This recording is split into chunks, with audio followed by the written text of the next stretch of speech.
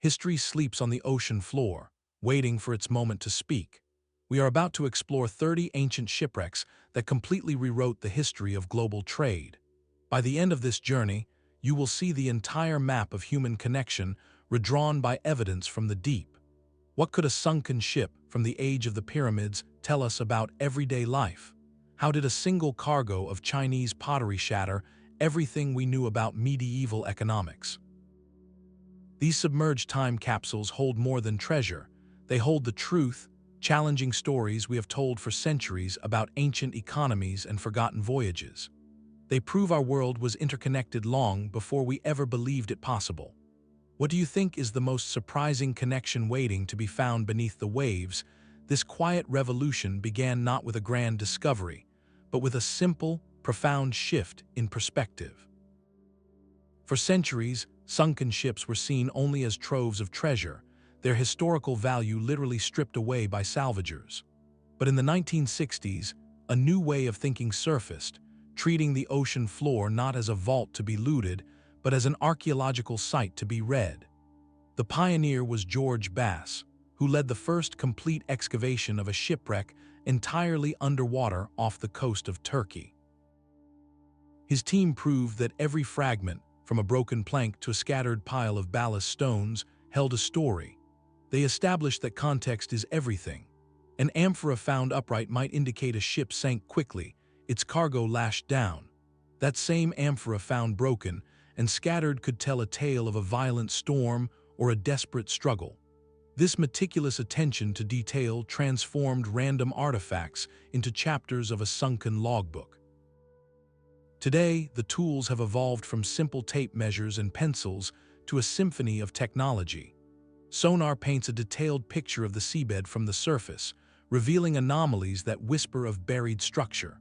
Remote-operated vehicles, or ROVs, become the archaeologist's eyes and hands in the crushing dark, capable of delicate excavation or high-definition filming. The most powerful innovation might be photogrammetry. By taking thousands of overlapping photographs, software stitches them into a perfect three-dimensional digital model of the wreck site. This creates a permanent record, a digital twin, allowing researchers to study the ship's final moments from their desks, measuring distances and analyzing angles long after the actual site has been gently reburied for its own protection. This scientific rigor is our anchor. It means when we learn about a ship carrying Indian pepper to a Roman port or Chinese celadon to the Swahili coast, we are not hearing a speculative legend. We are reading a physical page from history's lost ledger, recovered piece by careful piece from the silent archive of the sea. The proof of this new approach was waiting beneath the turquoise waters near Turkey. In the late 13th century before the Common Era, a wooden ship, heavily laden, met its end on a jagged reef. It rested there, undisturbed, for more than 3,000 years. When archaeologists finally began their meticulous work in the 1980s, they uncovered not just a shipwreck, but a floating census of the entire Bronze Age world. This vessel was of its time, a bulk carrier on an epic scale. Its primary cargo was raw material, the very lifeblood of ancient empires, 10 tons of copper ingots from Cyprus. To transform that copper into bronze, the alloy that defined the era, the ship also carried a ton of tin. The origin of that tin is a detective story in itself, with chemical signatures pointing possibly as far east as Afghanistan. Think about that for a moment. A single ship was connecting the metal resources of the eastern Mediterranean with the distant mines of Central Asia. But the inventory only grows more astonishing. The hold contained ebony logs from tropical Africa, elephant tusks from Syria, and exquisite cobalt blue glass ingots from Mesopotamia. In the personal quarters, archaeologists found Baltic amber beads, Mycenaean pottery from Greece, a gold scarab bearing the name of the Egyptian queen Nefertiti, and finely crafted jewelry from Canaan. This was not a royal gift ship or a military vessel. This was a working merchantman, and its cargo list reads like a manifest of globalization. It shattered the old idea of isolated palace economies, where kings traded luxury gifts in a closed loop. The wreck revealed a sophisticated, operational system of bulk commodity exchange. Kingdoms like the Hittites, Egyptians, and Mycenaeans were not just neighbors. They were interconnected nodes in a vast commercial network that spanned from the Baltic Sea to the Nile Delta. This one sunken ship rewrote the narrative, proving the late Bronze Age was a truly international marketplace, buzzing with commerce long before the concept of a global economy ever existed. Yet the ship was not the beginning of the story. To find the true origins of this vast network, we must travel even further back in time, to a place where the ship itself has vanished. 2,200 years before the Common Era, a vessel sank near the small Greek island of. This was the early Helladic period, a time so distant it predates even the Great Pyramids of Giza. No wooden timbers survived the of salt and current. What remains is a silent hill on the seabed, a mound composed entirely of hundreds upon hundreds of clay pots. This is the wreck, the oldest known shipwreck site in the world, and its cargo speaks volumes. These are not the gold scarabs or cobalt glass of later eras. These are simple, sturdy jugs, wide bowls, and practical storage jars. They were the containers of their day, the equivalent of burlap sacks and cardboard boxes meant to hold oil, grain, or wine. This is the profound revelation. The very first evidence we have of organized sea trade is not a story of kings and treasures, but of communities and necessities. Long before the rise of the Minoan palaces with their frescoes and grand harbors, ordinary people were venturing across the Aegean Sea. They were connecting islands and coastlines, exchanging the basic commodities that sustained daily life. The wreck pushes the timeline of maritime commerce back by centuries, revealing a foundational layer of human connection built on practical need. It shows us that the intricate luxury networks of the Bronze Age did not appear from nothing. They were built upon this humble, sturdy bedrock of pots and grain, a quiet commerce that first taught people the value and the risk of the open sea.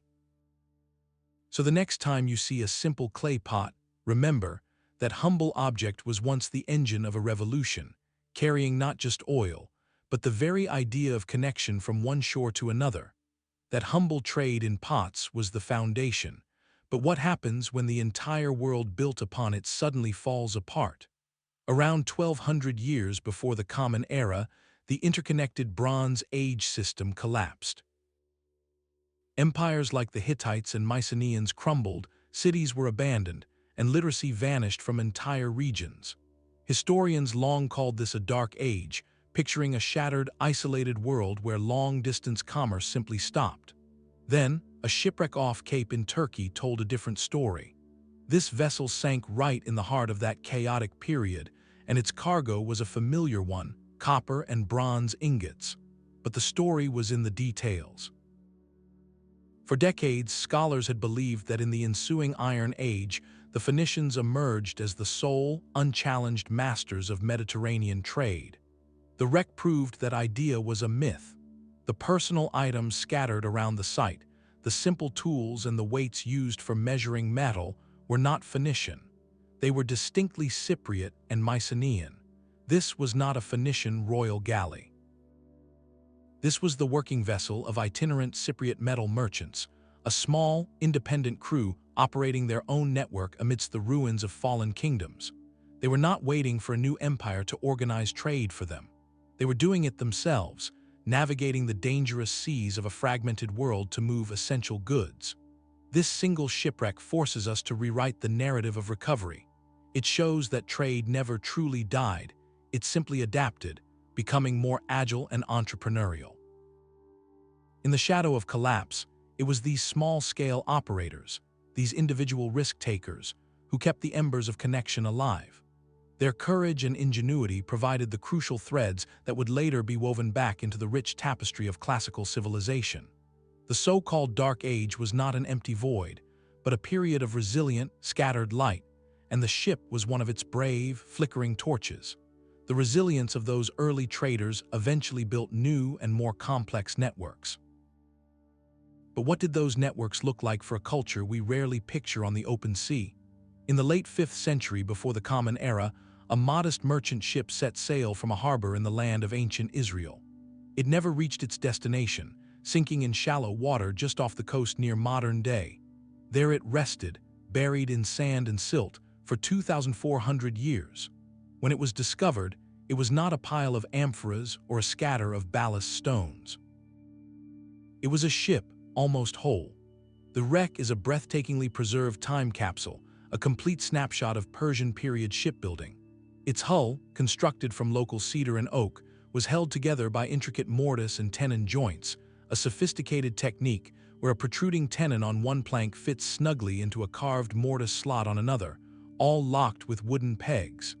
This was advanced nautical engineering, proving the shipwrights of the Levant were masters of their craft. But a ship is defined by its journey, and the cargo told that story. The hold contained wine amphoras from the island of Rhodes and fine, everyday pottery. Most telling, however, were the heavy stones used for ballast, sourced not locally, but from the island of Cyprus. This simple detail is a historical compass.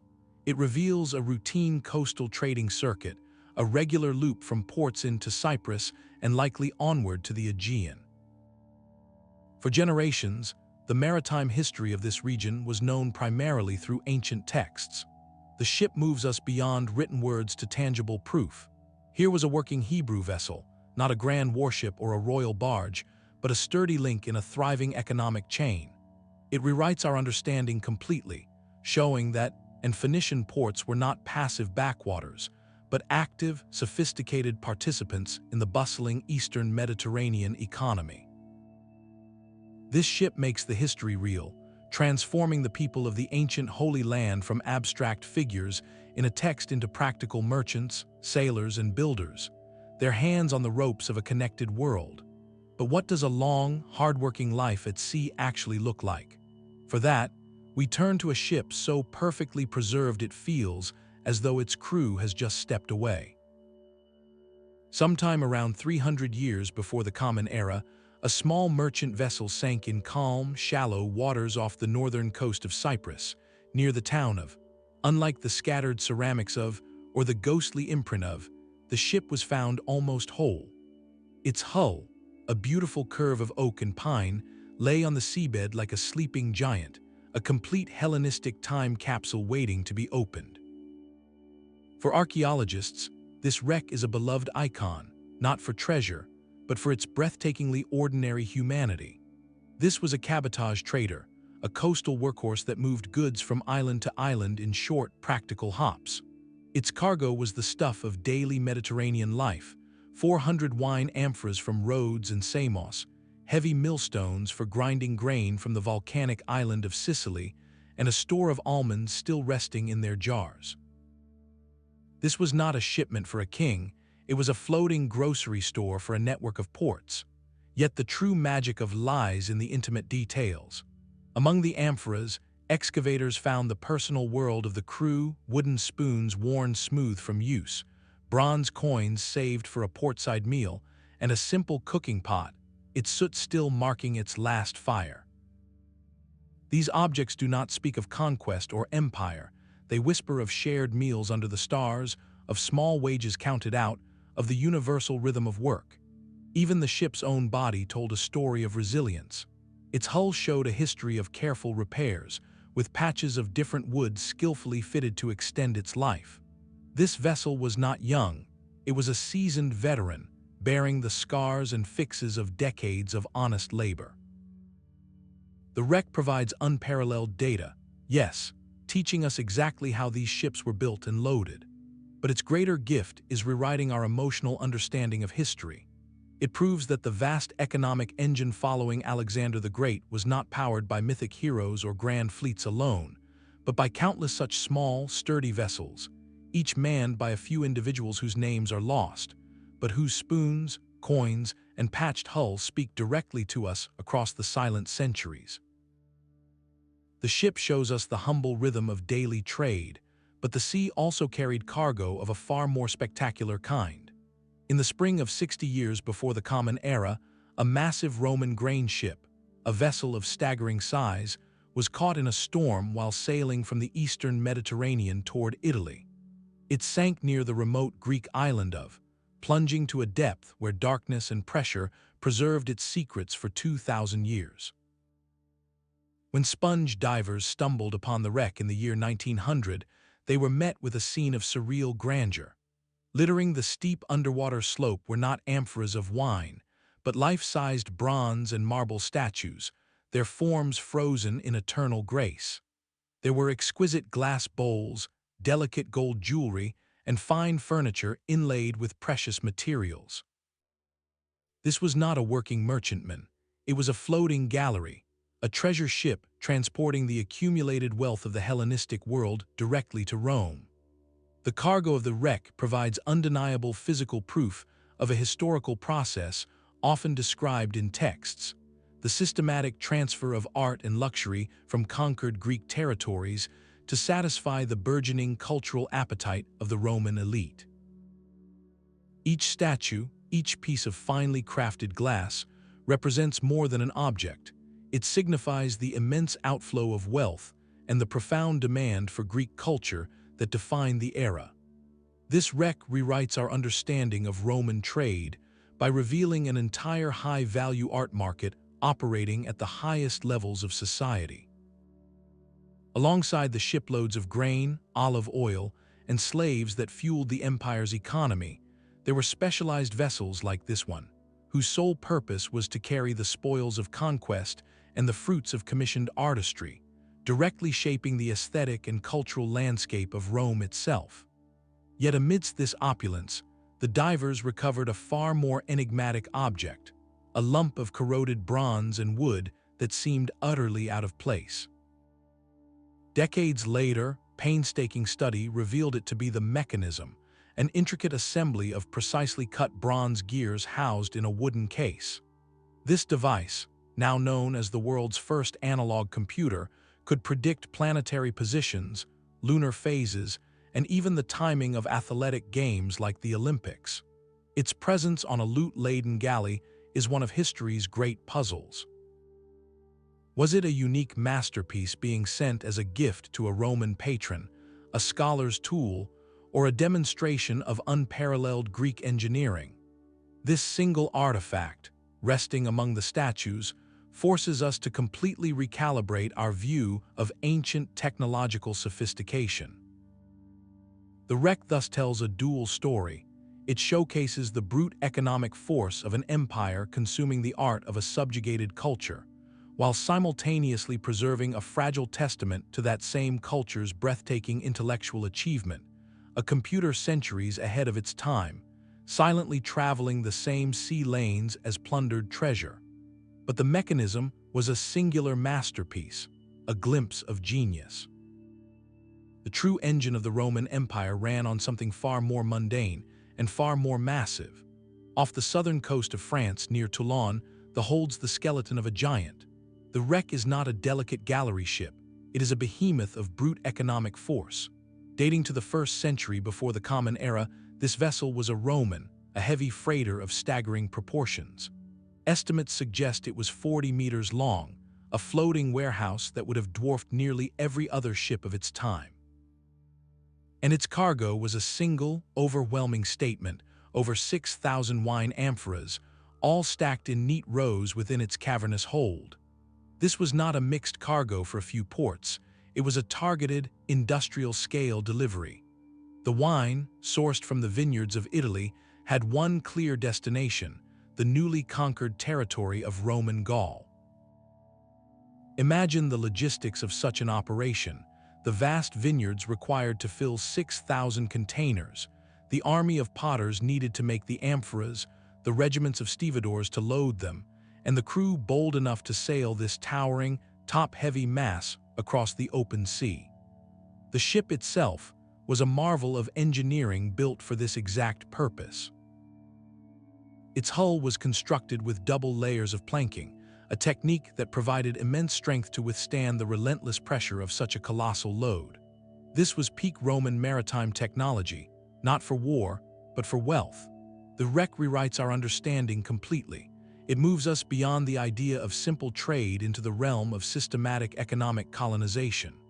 Rome did not just conquer Gaul militarily, it flooded it culturally and commercially with the taste of home. This single vessel proves the Roman economy operated on an industrial scale, with a logistical capacity for mass production and distribution that would not be rivaled in Europe for over 1,000 years.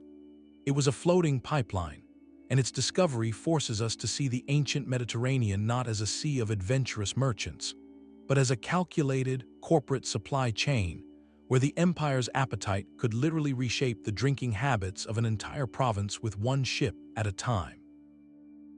That industrial might was a Roman story, but a far more delicate and distant connection was being woven across another ocean.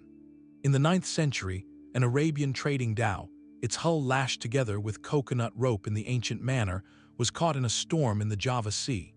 It sank near a small Indonesian island called Belitung, taking its extraordinary secret to the muddy bottom. For over a millennium, it rested there, until discovered by local fishermen in the late 1990s. What they found was not a scattered collection, but a perfectly preserved snapshot of a single monumental transaction. The Belitung ship's hold was packed, floor to ceiling, with a staggering 60,000 pieces of Chinese Tang Dynasty ceramics. This was not a random assortment of trade goods, it was a wholesale shipment, a bulk order of breathtaking scale. There were elegant ewers, finely painted bowls, and exquisite jars, all manufactured in the kilns of Changsha and other southern Chinese centers specifically for a Middle Eastern clientele. Among them were the now famous blue and white Changsha, where, featuring motifs and shapes directly adapted to Islamic tastes, geometric patterns and Arabic-inspired designs painted centuries before the famed blue and white porcelain of the Ming Dynasty. This cargo rewrote art history, proving Chinese potters were keenly aware of and catering to foreign markets much earlier than anyone had believed. But the greater revolution was geographical. For a long time, historians thought the Silk Road was primarily an overland network, with luxury goods trickling slowly from one middleman to the next. The Belitung ship annihilated that idea. Here was an Arab vessel, built with techniques from the Gulf, found in Southeast Asia, carrying a massive, homogeneous cargo from China. This was proof of direct, long-distance maritime trade between the two superpowers of the age, the Abbasid Caliphate in Baghdad and Tang Dynasty China. It was a journey of over 6,000 miles, a daring voyage across the entire breadth of the Indian Ocean, driven by the predictable rhythms of the monsoon winds. Sailors would catch the summer monsoon to ride east to China, wait out the season, and then catch the winter monsoon to sail back west, their ships groaning with porcelain and silk. The Belitung wreck transforms our map completely. It shows the Indian Ocean was not a fearsome barrier, but the world's most efficient superhighway, a liquid silk road where ideas, aesthetics, and wealth flowed directly between empires, forever changing what we thought was possible in the ancient world. The Belitung ship proved a direct superhighway existed, but who managed the traffic? For that answer, we must listen to a quieter, more complex voice from the deep. A century after the Belitung dhow sailed, another vessel met its fate in the Java Sea. This was a 10th century trading ship whose scattered remains tell a story not of a single transaction, but of an entire economic ecosystem. Its cargo was a mesmerizing atlas of Asia. In its hold, Chinese bronze mirrors rested beside delicate Iranian glassware. Intricate gold jewelry from the Malay world was packed alongside practical raw materials like tin and lead ingots. This was no simple point-to-point carrier. There was a floating marketplace, a vessel deeply engaged in what historians call the trade. Think of it as a wholesale distributor on the high seas. Its mission was to gather specialty goods from every corner of the known world, Chinese manufactures, Persian luxuries, Southeast Asian minerals and artistry all into one hull.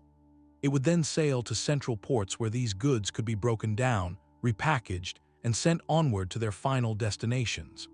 This system required immense sophistication, not just in navigation, but in diplomacy, finance, and logistics. The wreck is the physical proof of that system in action. It forces us to completely rewrite the history of Southeast Asia. For too long, Western narratives viewed the region as a passive periphery, a collection of exotic lands that simply produced spices for others to trade. This shatters that view. It reveals Southeast Asia, and specifically the empire based on Sumatra, as the central fulcrum of medieval world commerce. Power came from geography. It controlled the vital Straits of Malacca, the narrow passage every ship sailing between China and India had to navigate. But its genius was in becoming the essential, trusted middleman. It provided safe harbors, regulated fair exchange, and created the stable environment where a ship like the could operate. This wreck transforms the map in our minds. The center of the global economy 1,000 years ago was not in Rome, Baghdad, or Chang'an at that moment. It was in the humid, vibrant ports of Sumatra, where the world's goods converged and the course of trade was decided. Yet the vibrant trade of the was built on raw materials, and nothing illuminates that foundation more clearly than a ship that sank carrying broken glass. In the early 11th century, a Byzantine merchant vessel, heavily laden, foundered in the sheltered harbor on the southern coast of Turkey. For nearly 1,000 years, its cargo lay scattered across the seabed, not as glittering treasures, but as 3 tons of shattered greenish-brown chunks. This was the wreck, and its primary cargo was Islamic glass cullet, the raw, recycled material used to make new glass objects. This was not a shipment of luxury finished goods. This was essentially a floating glass factory, transporting the very essence of an industry from one world to another. The glass had been produced in the primary furnaces of the Abbasid Caliphate, in cities like Tyre and Sidon in the Islamic Levant, renowned for their high-quality sand and advanced techniques. It was then broken up, loaded onto a Christian Byzantine ship, and sent north to secondary workshops in Constantinople or other Byzantine cities, where artisans would remelt it and blow it into the lamps, bowls, and beakers their own society demanded. This single, mundane cargo rewrites a violent chapter of history. The 11th century was the era of the Crusades, a time traditionally painted in stark contrasts of cross and crescent, a perpetual state of holy war. The ship tells a completely different, more truthful story. Here was a Christian vessel, on a routine commercial run, whose entire business model depended on raw materials from the Islamic world. This reveals a deep, pragmatic economic interdependence operating steadily beneath the surface of political and religious conflict. It forces us to discard the simplistic narrative of pure, unending hostility. Instead, we see a nuanced, specialized medieval economy where regions relied on each other's expertise. The Islamic world excelled at primary glass production, while Byzantine artisans mastered the art of fine glassworking. Their relationship was not just one of rivalry, but of necessary exchange.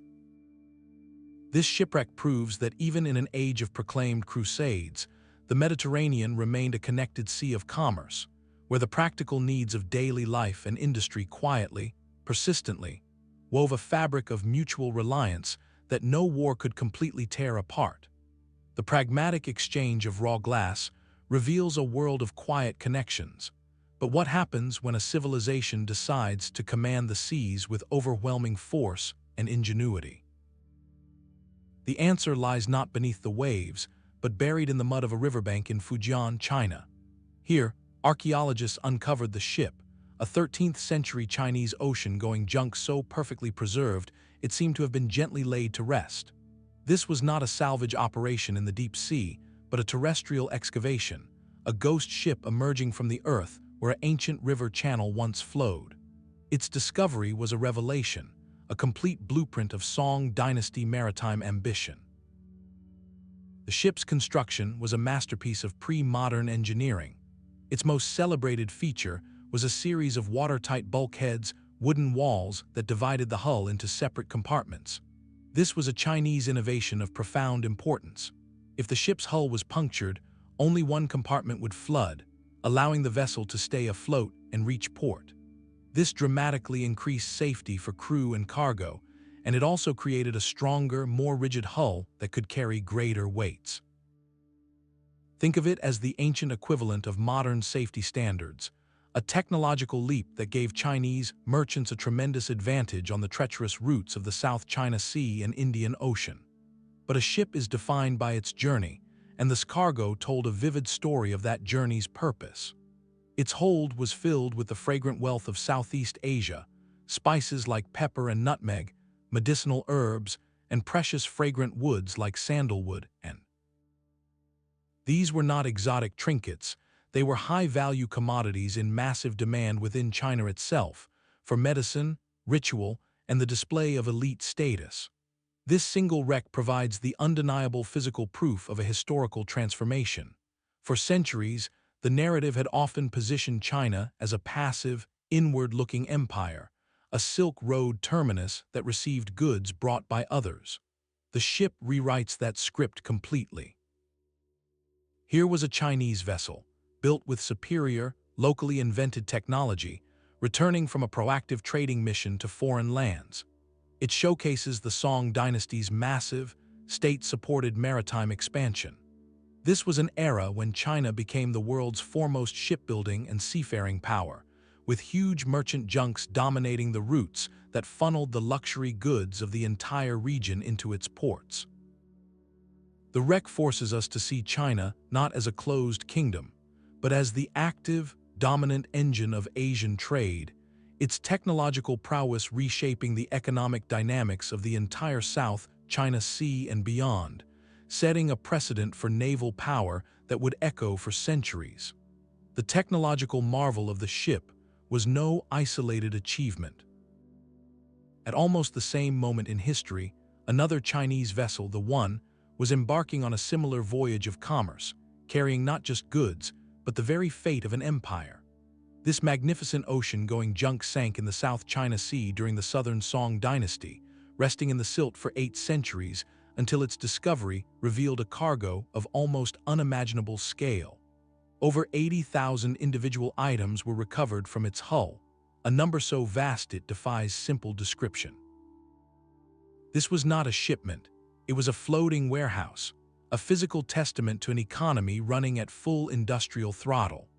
The hold was a symphony of export manufacturing, filled with exquisite Celadon porcelain from the legendary kilns of delicate white porcelain from practical iron cauldrons and tools, and gleaming silver coins from as far away as Japan and the Middle East. Each object, from a rice bowl to a coin, was a product destined for a specific market abroad, meticulously crafted to meet the tastes and needs of customers across Southeast Asia and beyond. The sheer, overwhelming volume of the One's cargo rewrites our understanding of Chinese economic history with the force of a tidal wave. For the Southern Song Dynasty, this was not a side business. After losing control of the traditional Silk Road routes in northern China to rival dynasties, the Southern Song faced a crisis of survival. Their brilliant, unexpected solution was to turn completely toward the sea. Maritime trade became the central artery of the state, a primary source of vital revenue that funded the government and the military. The 80,000 pieces aboard the One are the undeniable proof of that strategic pivot. They show a civilization that had mastered mass production for a global market centuries before the Industrial Revolution, with entire regions specializing in porcelain, ironworks, and other goods purely for export. This wreck transforms the maritime Silk Road from a romantic idea into a documented economic lifeline.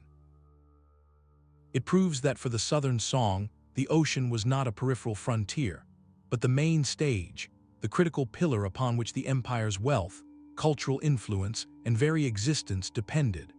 The silent, silt-packed hull of the One speaks louder than any historical text, declaring that China's age of maritime dominance was built not on a few voyages of exploration, but on a relentless, organized flood of craftsmanship, sailing out from its ports by the shipload. But even as Chinese junks dominated the Asian seas, another, older trading world was reaching its own dazzling peak of complexity. In the autumn of 1501, a stout Genoese merchant vessel named the Santo was caught in a fierce storm and driven onto the rocks of Liguria, Italy. Its hull shattered, spilling a cargo that was a perfect inventory of the medieval Mediterranean. Spanish wool bales, heavy with the scent of Iberian pastures, tumbled into the surf beside crates of refined Sicilian sugar, a luxury as precious as spice. Rolls of fine North African leather, tanned and supple, mixed with the shattered clay of Greek wine amphoras. This was no single-origin shipment, but a floating sampler of an entire sea's economy. The Santo was a nave, a workhorse of the era, and its manifest reads like a map of connection, linking the agricultural and craft specialties of 3 continents into one profitable voyage. For generations, the late 15th century has been framed as the dawn of the Age of Discovery, a time when European eyes turned exclusively westward to the Atlantic. This wreck forces a dramatic rewrite. It reveals that just as Columbus sailed, the Mediterranean remained a dense, humming web of directional trade, a system of astonishing sophistication that had been perfected over centuries. The real discovery here is that these established, lucrative networks, managed by Italian city-states like Genoa and Venice, were not abandoned for the New World. They were the very engine that funded it. The profits from moving Sicilian sugar to Flanders or North African leather to Naples generated the capital that built the caravels and paid the crews for those risky Atlantic ventures. The Mediterranean was not a forgotten backwater. It was the vibrant, functioning economic heart that made global exploration possible. And the Santo offers something even rarer than its cargo, a human voice from the ledger.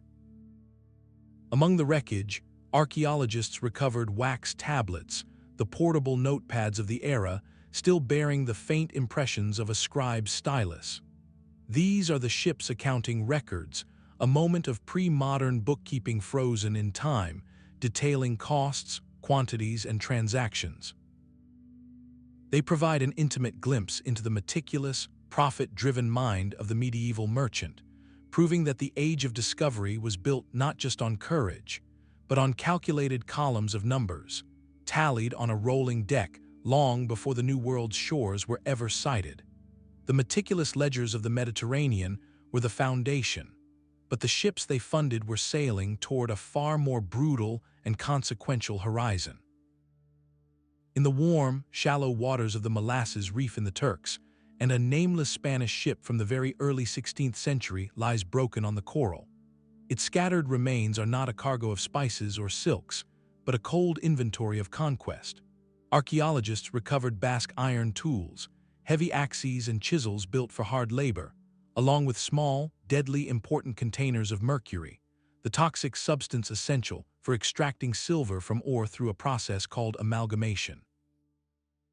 There were also simple items of European daily life, pottery and olive jars, the personal effects of men who did not plan on returning home. This is not the Maria of exploration. The Molasses Reef wreck is something profoundly different, one of the very first tangible links in the chain of systematic transatlantic exploitation. Its presence in the Caribbean so soon after Columbus's first voyage rewrites the entire timeline. It proves that within mere decades of that fateful landfall in 1492, the venture had decisively pivoted. The age of wandering exploration was over, replaced by the grim machinery of extraction and settlement. This ship was not on a voyage of discovery, it was on a supply run. Its mission was to deliver the essential hardware of colonization to the nascent Spanish outposts, to equip the mines and plantations that would fuel Europe's rise and forever alter the Americas. The establishment of this perilous but regular shipping route, evidenced by this single wreck, was the critical infrastructure that made the Columbian exchange possible. It was the physical conduit through which plants, animals, diseases, and people began their irreversible movement between worlds, setting in motion consequences that would reshape global diets, populations, and ecologies. The Molasses Reef ship is a silent, sunken cornerstone of the modern world, marking the precise moment when transatlantic contact ceased to be an event and became a permanent, devastating system. The machinery of extraction required protection, and that demand forged a new kind of warship. On a calm July day in 1545, King Henry VIII watched from the shore as his proud flagship, the Mary Rose, engaged the French fleet. As it executed a sharp turn, water flooded through its open, and within minutes, the vessel vanished beneath the Solent, taking most of its crew with it. For centuries, its story was a tragic footnote of Tudor naval disaster. But when the ship was raised from the mud in 1982, its preserved hull became a time capsule that rewrote military history as a direct consequence of trade. This was not just a warship, it was a floating statement of economic ambition. Its formidable armament included heavy bronze guns, many cast not in England, but in the foundries of Flanders and Germany, proof of a sophisticated international arms market. Even the personal possessions of the sailors, from leather shoes to gaming dice, originated from workshops across Europe. The Mary Rose was a product of a connected continent, its very existence funded by the immense wealth of the English wool trade with the Netherlands. This lucrative commerce, the lifeblood of the Tudor economy, required absolute security at sea. Rival powers like France and Spain sought to intercept these merchant fleets, sparking a relentless naval arms race. The design of the Mary Rose, with its high forecastle for boarding actions and its rows of heavy guns for broadside fire, was a direct response to this threat. Its evolution from a floating castle to a gun platform reveals a profound truth. The great warships of the age were not born from abstract dreams of empire alone, but from the urgent, practical need to control the trade routes that fueled national wealth. The sinking of the Mary Rose captures a pivotal moment, the dawn of global capitalism, where economic competition began to dictate the design of destiny itself, building floating fortresses to guard the channels of commerce. Silver was the lifeblood of the new global system, and its pulse could be felt most powerfully in the deep holds of the Spanish plate fleets. In the spring of 1554, the San, part of a small convoy known as the New Spain Fleet, was caught in a ferocious hurricane in the Gulf of Mexico. The ships were driven north, far from their intended course toward Cuba, and smashed onto the barren shores of what is now Padre Island, Texas. For the survivors who struggled ashore, it was a desperate fight for survival in a harsh, unknown land. For historians, the scattered wreckage of the San would become a ledger written in silver, quantifying an economic force that reshaped the world. When archaeologists studied the site centuries later, they recovered over 16,000 silver coins and numerous heavy silver ingots, all minted or cast from the rich mines of Mexico. This was not speculative treasure, it was raw fiscal data. Each coin, each bar, represented a precise measure of extracted wealth, a physical piece of the colossal river of precious metal that was now flowing from the Americas to Seville. The scale was almost incomprehensible, and the San provides the hard numbers. This single ship, one of several in a modest fleet not even considered among the largest of the year, was carrying a king's ransom. It forces us to visualize the annual output, the hundreds of ships over decades that carried this metallic flood across the Atlantic. This tangible evidence rewrites economic history by making an abstract force brutally concrete. We can now trace the path of this silver with chilling clarity. In Europe, the sudden, massive influx caused widespread price inflation, a phenomenon scholars call the price revolution, which eroded the wealth of old aristocracies and empowered new merchant classes. It funded the Spanish crown's endless wars across the continent, from the battlefields of the Netherlands to the coast of England. And crucially, a vast portion of this silver did not stay in Europe. It kept sailing, eastward this time, on Portuguese and later Dutch ships, to the only market with goods valuable enough to justify the journey, China. There, silver was exchanged for the silks, porcelain, and teas demanded by European consumers. The San's cargo was thus a primary fuel cell for the first truly global circuit of exchange, a circuit that linked Mexican miners, Spanish bankers, Chinese potters, and Dutch merchants in one continuous, shimmering loop of desire and currency. This wreck reveals the dark foundation of that glittering globalism, providing the physical, quantifiable proof of an extraction so immense it distorted economies and destinies on every shore it touched. But the silver flowing to China created a hunger for something in return, a hunger so powerful it would build entire corporate empires. In the pre-dawn darkness of June 4, 1629, the Dutch East India Company ship Batavia, a majestic vessel on its maiden voyage, struck a reef in the remote islands off Western Australia. The physical wreckage of the Batavia would later reveal a cargo that was a blueprint for corporate conquest: silver coins to purchase spices, and heavy building stones to construct fortifications. Yet this ship is remembered not for its trade goods, but for the horrific chapter of human conflict that unfolded among the survivors stranded on barren islands, a story of mutiny and profound hardship.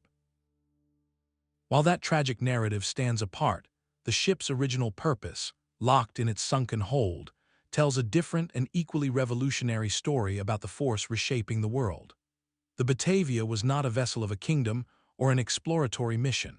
It was the property of the Dutch East India Company, known as the VOC. This entity was something entirely new. A state-backed corporation granted a monopoly over all Dutch trade east of the Cape of Good Hope. It held the power to wage war, negotiate treaties, mint its own coins, and establish colonies. The building stones in its hold were literal cornerstones for this ambition, meant to build the forts that would secure its monopolies.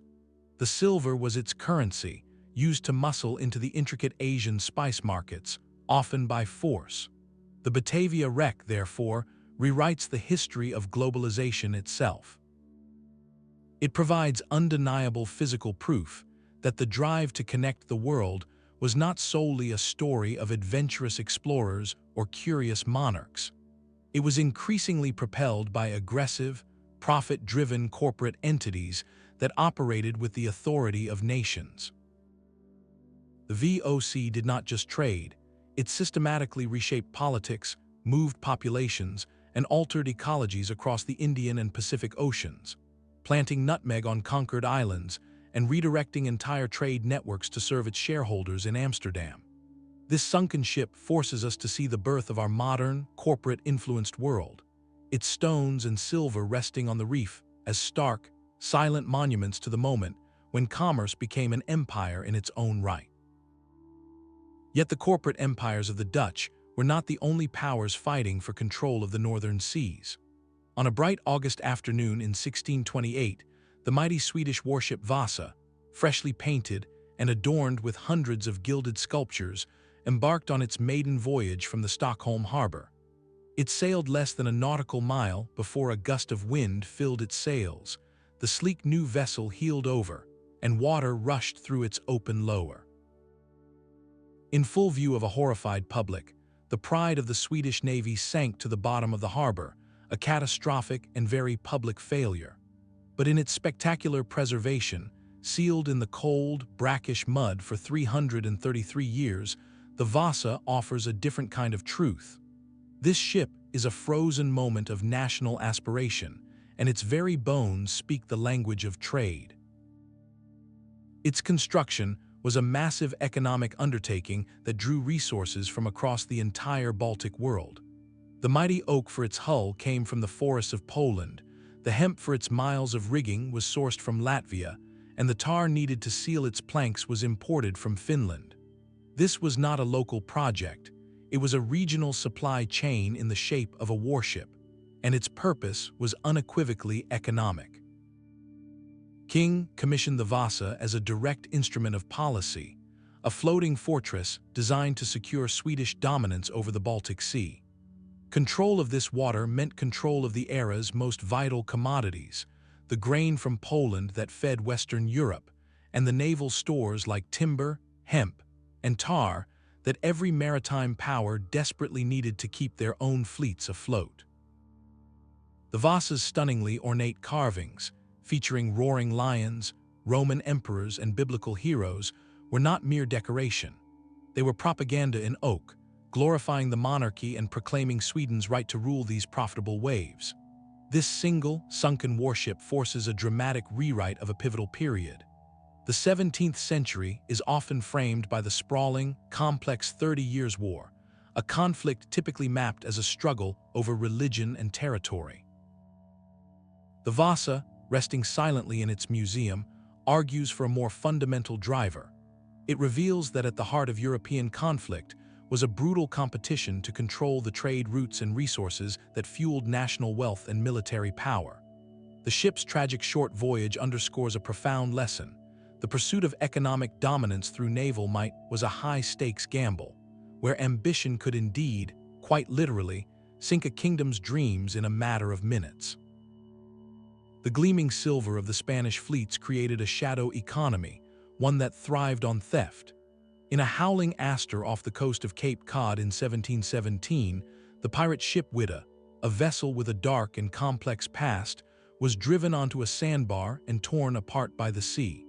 For centuries, its legend persisted as mere folklore, until underwater explorers finally located its scattered remains. The wreck of the Whydah offers a unique and startling view into the violent, illicit underside of the very trade networks we have been tracing. This ship began its life not as a pirate vessel, but as a legitimate slave ship, built for the triangular trade between Europe, Africa, and the Caribbean. Its capture by the pirate captain known as Black Sam was a symbolic act of plunder upon plunder. When archaeologists sifted through the sand and stone of the seabed, they recovered a chaotic inventory of the Atlantic world: Spanish pieces of 8, elegant English tableware, West African gold jewelry, and bolts of Indian cloth. This was not a curated merchant's cargo. It was the loot of a floating thieves' market, a physical snapshot of the so-called pirate round. This wreck rewrites history by materializing a parallel economic system. Pirates did not operate in a vacuum. They were parasites on the legal trade routes, setting up ambush points where the wealth of empires was most concentrated. Their success created a violent, chaotic redistribution network, siphoning silver from the Spanish, sugar from the French, and manufactured goods from the English, only to spend it all in rogue ports from Madagascar to the Bahamas. The Whydah's scattered treasure proves piracy was not romantic adventure, but a direct, brutal reaction to the immense and visible wealth flowing through colonial systems. The very existence of ships laden with such plunder became the primary argument for empires to strengthen their naval patrols, establish admiralty courts, and formalize maritime law. Suppressing piracy was not about morality. It was about protecting property, securing the capital flows that made the global system function. In a profound irony, the chaotic theft symbolized by the Whydah ultimately helped forge the instruments of control that would govern the oceans for centuries to come. The pursuit of silver and spices carved the routes, but another, quieter cargo was reshaping the world itself. In the coral labyrinth of Australia's Great Barrier Reef, the bones of His Majesty's ship Pandora rest as a stark monument to a different kind of quest. This naval frigate sank in 1791, not in a battle for treasure, but while hunting men. Its mission was to capture the mutineers from the famous ship Bounty.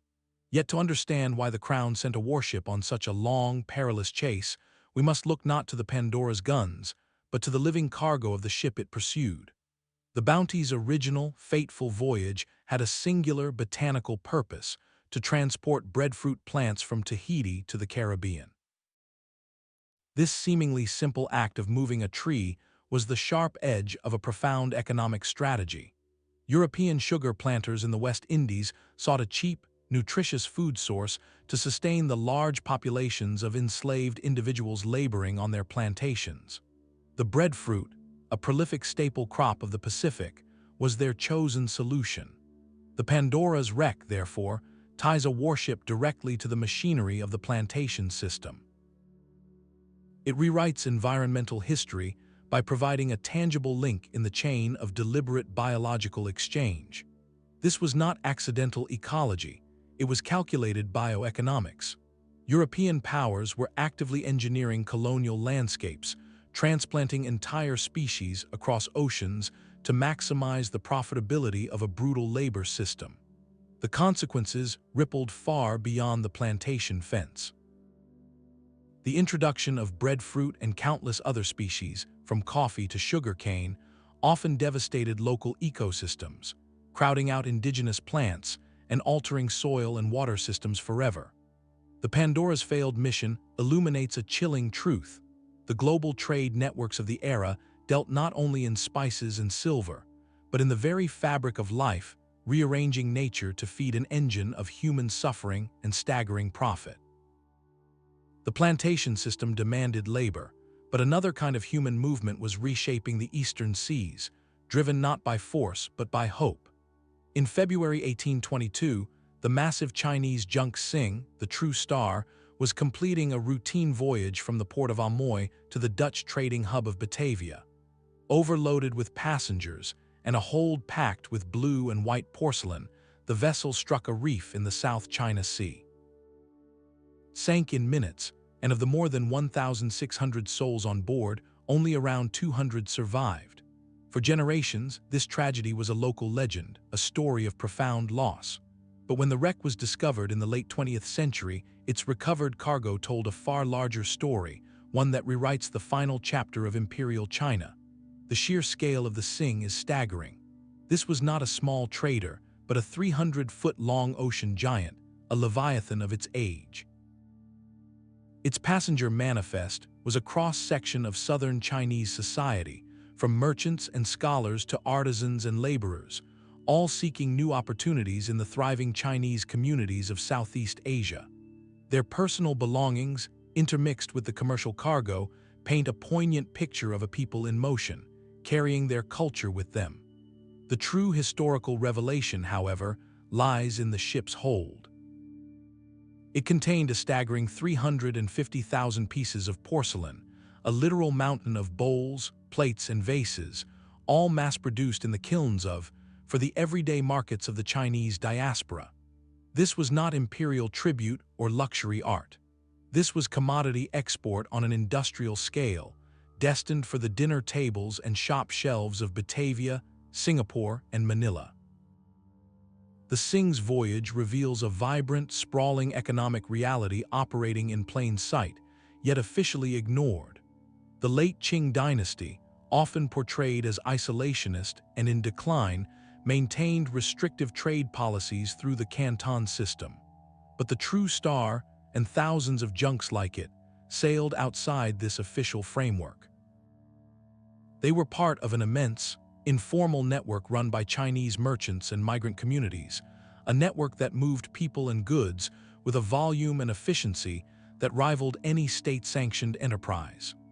This single wreck shatters the old narrative of a passive, inward-looking China. Instead, it shows a dynamic, resilient populace actively driving its own globalization. While the empire's gaze turned inward, its people were looking outward, building their own bridges of commerce and community across the South China Sea, carrying the very dishes of their homeland to new shores, and in doing so, weaving a durable web of connection that would long outlast the dynasty itself. That vast, informal network of Chinese junks was powered by people and porcelain, but another ocean was now moving a far more concentrated form of wealth. On a September afternoon in 1857, the side-wheel steamer SS Central America was fighting a hurricane off the Carolina coast. In its strongroom lay a cargo that was not just valuable, but foundational, over 10 tons of freshly minted California gold coinage and raw bullion. As the ship succumbed to the furious sea, taking more than 400 lives and its precious freight to the dark Atlantic floor, it triggered a chain reaction that would rewrite our understanding of financial history. This was not merely a tragic loss of treasure, it was the severing of a critical artery in the body of a rapidly globalizing economy. The gold aboard the Central America had a specific, powerful destination. It was en route from the San Francisco Mint to the banking houses of New York City. These institutions were waiting for this physical metal to back their paper banknotes, to settle international debts, and to lend capital to railroads and industries expanding across the continent. The gold was the literal ballast for American economic confidence. When news of the ship's loss reached Wall Street, already shaky from the speculative boom of the railroad era, it acted like a detonator. The Panic of 1857 exploded. Banks, suddenly deprived of expected capital, called in loans. Businesses failed. Unemployment soared. The crisis did not stop at the American shoreline. Because those New York banks were deeply enmeshed with financiers in London, the panic swiftly crossed the Atlantic, causing stock markets to tumble and credit to freeze in the heart of the British Empire. The wreck of the Central America provides the stunning physical proof of this new, terrifying vulnerability. Here was a single maritime disaster, a storm off the Carolina coast, causing financial tremors from New York to London. It rewrites the narrative of the 19th century economy by making an abstract force brutally tangible. We can no longer see the gold rush as just a Wild West adventure or a story of individual fortune. The Central America connects the raw, muddy extraction of wealth from California streams directly to the polished mahogany desks of international finance. It reveals a world where the daily price of bread in a European city could now be influenced by a hurricane sinking a ship thousands of miles away. A world where the global economic system had become a vast, interconnected, and profoundly fragile web, where one broken thread could make the entire structure shudder. The gold of the Central America was a modern financial shock, but the system it depended on had been perfected centuries earlier, reaching its zenith in a fleet of ships that sailed from Havana in September of 1622. Among them was a heavily armed galleon serving as the fleet's rear guard. When a hurricane scattered and sank the convoy off the Florida Keys, the went down with a cargo so immense its recovery would become the stuff of modern legend. The inventory, when finally documented, was a ledger of empire written in solid metal and gemstone, over 40 tons of silver bullion, 180,000 silver coins, gold bars, and a cache of Colombian emeralds so fine they remain priceless. Alongside this mineral wealth were chests of indigo, a blue dye extracted from plants, representing the agricultural wealth of the colonies. This was not a random assortment of valuables. It was the systematic harvest of two continents, concentrated into a single hull. This manifest, preserved in Spanish archives, allows historians to do something extraordinary, to put an exact price on the peak of colonial extraction. We can calculate the staggering profit margin, the astronomical markup from the cost of mining and growing to the final sale in Europe. This wreck rewrites the history of colonialism by transforming it from an abstract force into a physical reality. Here, in the weight of each silver bar, we can feel the immense human effort and the profound environmental transformation required to produce it. The silver meant mines where individuals faced immense hardship. The indigo meant plantations that reshaped landscapes. That makes the cost tangible, forcing us to see the glittering wealth of the Spanish Golden Age not as a spontaneous bounty, but as the final product of a vast, relentless, and deeply costly machine, its output measured coin by coin on the ocean floor. The gold shipments of the 19th century had woven a fragile financial web, but a new century was about to see those very trade routes become a battlefield. On the afternoon of May 7, 1915, the British ocean liner RMS Lusitania was steaming off the coast of Ireland. Without warning, a single torpedo from a German submarine, a U-boat, struck its hull. A second, larger explosion followed, and within 18 minutes, the magnificent ship vanished beneath the waves. The loss of 1,198 lives, including 128 Americans, sent shockwaves around the world. The official story was one of an unprovoked attack on a civilian vessel, a blatant war crime that galvanized public outrage. But they held a more complex truth, one that rewrites our understanding of how modern war engulfs everything in its path, including commerce itself. When researchers later studied the wreck, they found compelling evidence that the Lusitania's cargo manifests had not told the full story.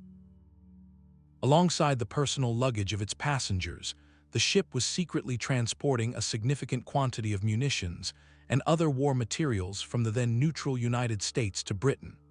This dual purpose fundamentally blurred a critical line. In the eyes of the German Empire, which had declared the waters around Britain a war zone, the Lusitania was not merely a passenger liner. It was a legitimate target, a vessel aiding their enemy's war effort. The sinking, therefore, was not an isolated atrocity, but a calculated act within a new and terrifying strategy: unrestricted submarine warfare. This policy aimed to strangle Britain by severing its oceanic lifelines, targeting any merchant shipping suspected of carrying supplies to the Allied powers. The Lusitania wreck forces us to confront a grim evolution in the history of conflict. It demonstrates how total war had expanded beyond clashes between armies to encompass the entire economic infrastructure of nations. The sea lanes were no longer just routes of exchange. They became the front lines of a silent, desperate blockade. The profound international outcry, particularly from the United States, did more than protest the loss of civilian life. It highlighted a global crisis in the very rules of engagement. For centuries, maritime law had distinguished between combatant and combatant vessels, offering some protection to neutral and civilian shipping. The Lusitania incident shattered those conventions, proving that in a fight for national survival, economic warfare would override traditional codes of conduct. This single shipwreck thus marks a pivotal turn, not just in World War I, but in the entire modern era of conflict. It shows the moment when the strategy of targeting global trade became a central, accepted instrument of war, a precedent that would echo through the 20th century and fundamentally reshape the fragile relationship between commerce and peace on the open sea. That fragile relationship between commerce and conflict was tested again, just a few years later, by a ship whose name would become synonymous with the limits of human confidence. On a cold, moonless night in April 1912, the RMS Titanic was making its maiden voyage across the North Atlantic. As the largest moving object ever built by human hands, it was more than a ship. It was a floating city of steel, a monument to the unshakable belief that technology had finally tamed the natural world. Its very design was a promise of safe, swift, and luxurious connection between continents, a direct product of the globalized age it served.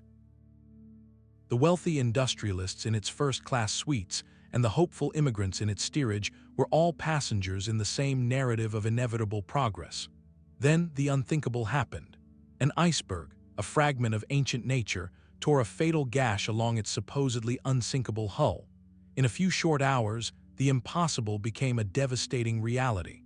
The tragedy was a collision of more than ice and steel. It was the collision of supreme confidence with immutable physical law. Investigations revealed a cascade of human decisions, from the belief that the ship's watertight compartments made it invulnerable to the lack of sufficient lifeboats for all aboard, driven by a desire to keep the decks clear and elegant. The sinking was a profound, global shock that rewrote the rules of the sea. It forced an immediate and permanent overhaul of maritime safety regulations, leading to the International Convention for the Safety of Life at Sea, which still governs shipping today. It mandated enough lifeboats for every person, established continuous radio watches, and created international ice patrols to monitor North Atlantic hazards. The wreck of the Titanic, resting in the eternal dark, is therefore a permanent memorial with a dual meaning. It honors the profound loss experienced by so many families, a reminder of the human cost when systems fail. But on a historical scale, it also serves as a sobering lesson for the entire project of globalization. It reminds us that the vast, complex infrastructure we build to connect our world, no matter how advanced or seemingly invincible, remains perpetually vulnerable. It is vulnerable to the underestimated power of the natural environment, and just as critically, to the quiet, compounding errors of human judgment and pride. The Titanic's story rewrites history by teaching us that progress is not a straight line upward, but a continual process of learning, often through heartbreaking loss, that true safety lies not in proclaiming victory over nature, but in cultivating a deep and enduring respect for its power. The steel of the Titanic was still settling into the deep when economic tensions forged the next great conflict. The wreck of the USS Arizona rests in the clear waters of Pearl Harbor, a sunken tomb and a permanent memorial. Its shattered hull is often seen as the opening salvo of a purely military struggle, but its origins lie in a different kind of warfare altogether, a battle over resources and trade routes that had reached a breaking point. Throughout the 1930s, Japan sought to build its own self-sufficient empire in East Asia, an ambition that required vast quantities of oil, steel, and rubber. Its expansion into China and French Indochina directly threatened the interests of Western powers, particularly the United States. In response, America enacted a series of escalating economic sanctions, culminating in a full embargo on oil and scrap metal exports to Japan. This was not a military blockade with ships, but a financial and industrial one, a deliberate attempt to paralyze the Japanese war machine by cutting off its fuel and raw materials. The strategy was devastatingly effective, freezing nearly 80% of Japan's oil supply. Faced with the slow, certain strangulation of its economy and military, Japanese leadership saw only two choices: capitulate to American demands and withdraw from its conquered territories, or strike out violently to seize the resource-rich lands of Southeast Asia. To do that, they first had to neutralize the only force capable of stopping them, the United States Pacific Fleet anchored at Pearl Harbor. The attack on December 7, 1941, was therefore a desperate, calculated gambit born from economic desperation. It was an attempt to shatter the naval power that enforced the embargo, buying Japan the time and space to secure the oil fields of the Dutch East Indies and achieve the resource independence it craved. This perspective forces a profound rewrite of history. The USS Arizona wreck compels us to see the Pacific War not as a conflict that began with a surprise attack, but as one that began with an embargo.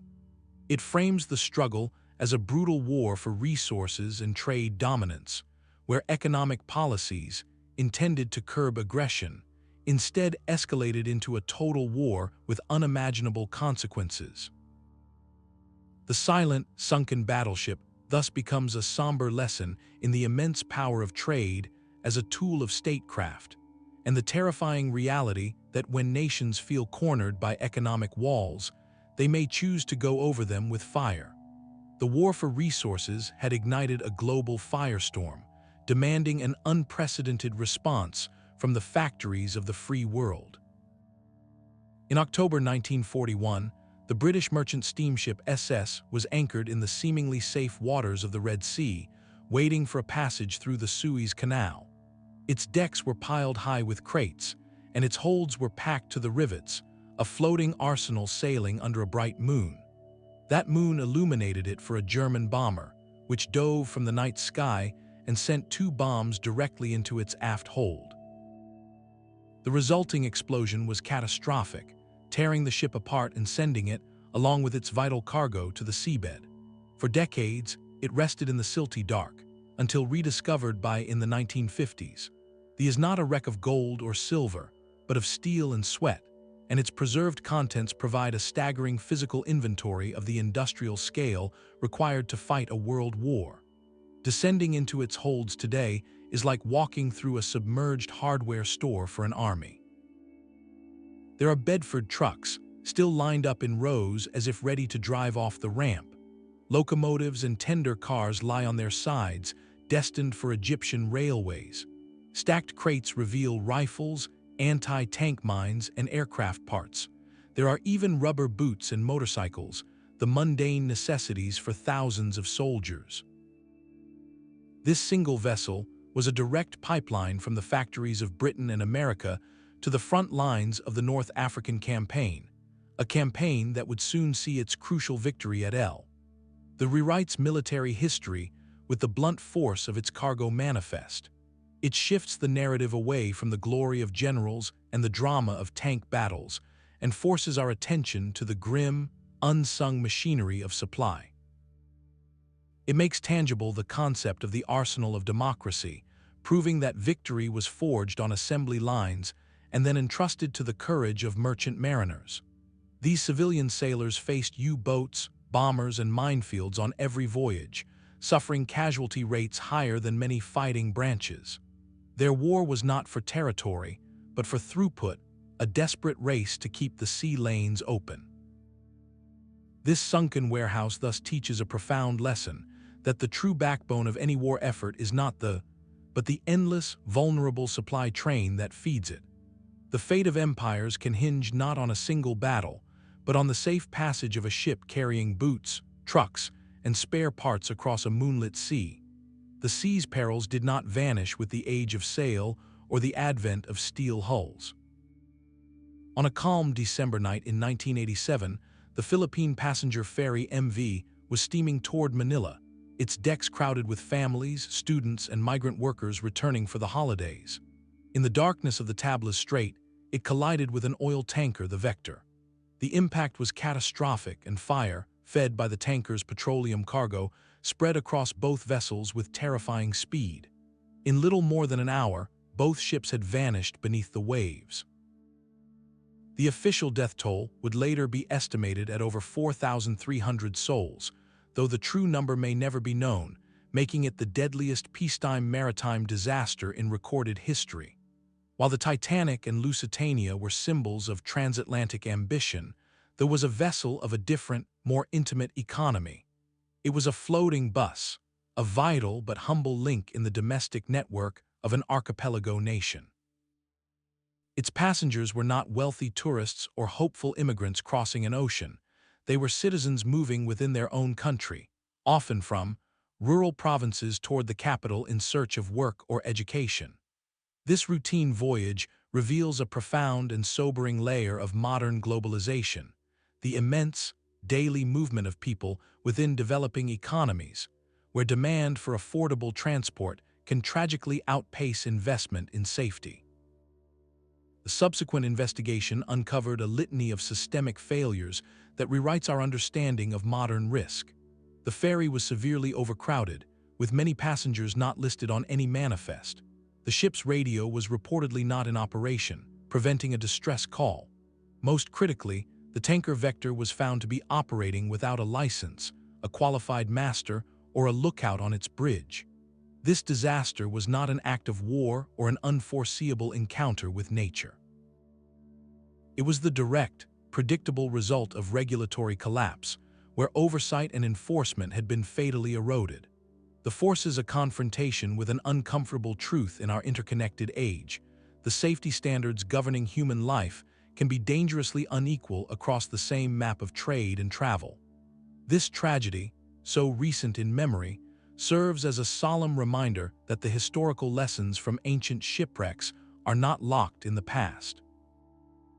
The sea remains a perilous place, especially for those with the fewest alternatives. It underscores that the infrastructure of connection, whether carrying copper ingots in the Bronze Age or commuting workers in the modern era, carries an inherent responsibility. The legacy of the compels a broader understanding that the true measure of a connected world is not merely the volume of its traffic, but the unwavering commitment to safeguard every life entrusted to its passages. The sleek efficiency of modern trade masks a profound vulnerability, one that washed ashore in a storm. In January 2007, the massive container ship MSC Napoli, battling hurricane-force winds in the English Channel, began to crack in half. Its captain made a desperate decision to deliberately ground the vessel off the Jurassic coast of Devon, a last-ditch effort to prevent a total loss in deep water. What followed was not a historical mystery, but a live broadcast of 21st-century commerce under extreme stress. As the ship's hull fractured, It vomited its contents into the sea, over 2,300 shipping containers bobbing into the surf or sinking to the seabed. The beach became a surreal supermarket of globalization. Brand new BMW motorcycles, still crated, washed up on the sand. Plastic barrels of corrosive chemicals floated beside packages of disposable nappies. There were car parts from Germany, oak flooring from Spain, and bottles of South African wine, all mingling in the oily foam. This was not a curated cargo for an elite few. It was the raw, unfiltered inventory of our daily lives, a cross-section of consumer demand suddenly laid bare by the ocean. The MSC Napoli wreck rewrites the recent history of trade by making the invisible visible. For decades, the container ship has been the anonymous backbone of our world, a steel box we rarely consider. This single accident ripped away that anonymity, exposing the breathtaking scale and complexity of just-in-time supply chains. Those motorcycles on the beach were not just products, they were precise components in a synchronized global dance, expected at a factory or dealership at an exact moment to keep the economic machine humming. The Napoli's failure caused immediate shortages and delays, a tangible demonstration that the efficiency we rely on is balanced on a knife's edge of perfect coordination. Furthermore, the environmental toll was a stark new lesson. The ship was carrying over 3,600 tons of heavy fuel oil and hundreds of tons of diesel, threatening a pristine World Heritage coastline. The cleanup of spilled oil and the chaotic jumble of containers, some holding hazardous materials, presented challenges unlike any ancient shipwreck, highlighting the amplified risks that come with our amplified scale. This event forces a difficult question upon us, not about the past, but about our present course. We have perfected a system of movement that can deliver almost anything, anywhere, with stunning speed. Yet the Napoli shows that this system, for all its power, can be broken by a single storm, a single structural flaw. It prompts a necessary reckoning, asking if the relentless drive for larger ships and schedules has outpaced our ability to manage the consequences when, not if, something goes wrong. The future of trade may depend not on building bigger vessels, but on designing smarter, more resilient systems around them. Our final shipwreck has not yet happened. It exists only as a possibility, a vessel from our own time lying on a future seabed. An archaeologist from the year 3000, equipped with tools we cannot yet conceive, would approach this site not to uncover our origins, but to diagnose our defining age. Their trowel would not scrape against or bronze, but through a strange, new sedimentary layer, a crust of sediment permanently fused with microplastics. This would be their first clue, a geological signature of our existence baked into the very ocean floor. Within the collapsed hull, they would find our amphoras, the standardized steel shipping containers stacked in their thousands, many still holding their cargo of synthetic fabrics, consumer electronics, and plastic toys. Personal devices, long silent, would be found in crew quarters, their data storage degraded into cryptic mineral patterns. This hypothetical plastic wreck would be the ultimate archaeological marker of the Anthropocene, the epoch defined by human activity. It would tell a story not of kings or empires, but of a system, a global trade network of unimaginable scale and efficiency that moved billions of tons of material while simultaneously generating its own indelible waste signature. For that future researcher, our entire civilization would be interpreted through this paradox of brilliant connection and profound consequence. They would see a culture that mastered the logistics of moving mountains of goods across the planet, yet failed to account for the mountains of residue those goods would become. Our legacy, written in polymer and silicon on the, would pose a silent, challenging question to their present. It would ask them to judge not what we traded, but what we chose to leave behind. This thought experiment brings our journey full circle, from the clay pots to the containers of today. It forces us to see ourselves not as the end of history, but as a layer in an ongoing story, our choices now hardening into the strata that future generations will sift through, trying to understand who we were and what we valued when we connected the world. These 30 wrecks are not isolated tragedies, but points of light on a single, vast map. When we step back to view them together, distinct threads emerge, weaving a new tapestry of human history. The most vibrant thread is desire, the relentless pursuit of luxury. From the ship's cobalt glass to the Sing's mountain of porcelain, it was rarely basic necessities alone that drove the longest, riskiest voyages. It was the human craving for beauty, status, and sensory pleasure, for Chinese silk, Baltic amber, or Arabian spices. This desire for the rare and the exquisite was the original compass, pointing ships toward the unknown and funding the infrastructure of connection itself. A second, equally strong thread is technological ingenuity. Each leap in shipbuilding, from the mortise and tenon joints of the ship to the watertight bulkheads of the junk, was a direct response to the demands of trade. Stronger hulls could carry heavier cargoes of copper or porcelain. Better navigation techniques allowed sailors to harness the monsoon winds for predictable journeys across the Indian Ocean. The story of global connection is, in parallel, a story of engineering, each innovation stretching the possible, enabling scale and safety in the pursuit of profit. Yet intertwined with these threads of desire and ingenuity are darker chords. The machinery of trade has often been powered by profound hardship. The Whydah began its life as a slave ship, the Pandora hunted mutineers to sustain a plantation system, and the very silver that funded empires was extracted at immense human cost.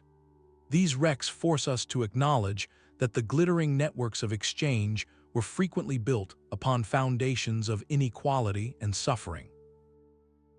They also reveal our long, slow alteration of the planet, from the transplanted breadfruit to the microplastics in our hypothetical future wreck, showing how trade routes became vectors for ecological change. But the ultimate, unifying revelation is the most profound. Globalization is not a product of the internet age or even the age of sail. It is a deep, recurring rhythm in the human story.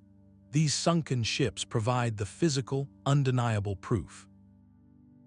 They show us that for thousands of years across every sea, people have been seeking each other out, exchanging goods and ideas, forming interdependent economies, and facing the shared perils of the deep.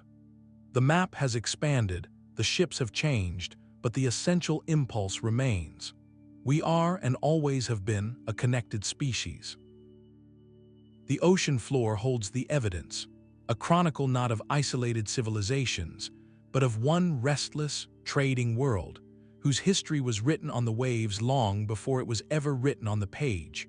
From the humble clay of ancient pots to the silent data of a future hold, these 30 sunken chapters have done more than correct a few dates on a timeline. They have collectively rewritten the very narrative of human connection, proving that global trade is not a modern invention, but a deep, enduring rhythm of our species. For the same forces have propelled us across the waves, a powerful trinity of desire for the beautiful, the necessity of survival, and the brilliant spark of innovation. Each wreck is far more than a lost vessel. It is a frozen moment, a single ledger entry inscribed on the seabed that challenges the stories we thought we knew. The ship did not just carry copper, it carried the blueprint of an international Bronze Age economy. The Belitung dhow did not just hold ceramics, it held proof of a direct maritime superhighway between empires. These silent witnesses force us to replace myth with evidence, and isolation with a map of stunning complexity. As we look from this recovered past toward our own bustling present, these wrecks offer a profound reflection. Our current, hyper-connected world of container ships and instant communication does not stand upon empty ocean. It rests upon these ancient foundations, upon the courage of those first sailors who loaded their pots, the ingenuity of the shipwrights who perfected the hull, and the countless journeys that slowly stitched the continents together. With that legacy comes a sobering responsibility. The sea has always been a mirror, reflecting both our greatest ambitions and our gravest oversights. It shows us that the systems we build to connect can also be used to exploit, that the efficiency we engineer can create unforeseen fragility, and that the artifacts of our commerce will one day become the archaeology of our choices. So we are left with a question for our own age, echoing up from the deep. What stories will the shipwrecks of our time tell? What frozen moment of our global system will future explorers piece together from the seabed? Will they see a culture that mastered connection with wisdom, or one that pursued it without foresight? The ocean floor has been keeping the true record for thousands of years, and it is recording still. We would be wise to listen to its lessons. Which of these 30 discoveries amazed you the most? Share your thoughts in the comments below. Subscribe for more journeys into the mysteries of our shared past, and always remember, history is not just behind us, it is waiting silently beneath us. These stories are just the beginning of a much larger conversation, one that continues to unfold with every new discovery beneath the waves. If you felt a sense of wonder hearing them, you can dive even deeper from right where you are. Many of the institutions dedicated to this work, like the Institute of Nautical Archaeology or the offer incredible digital archives online. You can explore high-resolution photographs of artifacts, three-dimensional models of wreck sites, and detailed research papers, all from your screen. It is a powerful way to become an armchair archaeologist and see the evidence for yourself. This access also highlights a crucial truth: these sites are renewable resources. Once looted or damaged, their stories are lost forever. Supporting organizations focused on underwater cultural heritage preservation helps ensure these sunken time capsules remain intact for future generations to study and for all of us to learn from. Your curiosity can fuel the next chapter of discovery. Tell us in the comments which ancient trade route or forgotten era you would be most excited to explore next. Should we follow the glittering amber road from the Baltic to the Mediterranean, or trace the perilous spice routes through the volcanic islands of the? Your input helps guide our journeys. If this voyage through time changed how you see our connected past, hit the like button. It lets us know these stories matter. Sharing this video spreads these untold chapters far and wide, turning more viewers into fellow explorers. And finally, subscribe to join our crew. We are just getting started, and there are countless more secrets waiting in the deep, each one ready to reshape our understanding of the world. We will see you on the next dive.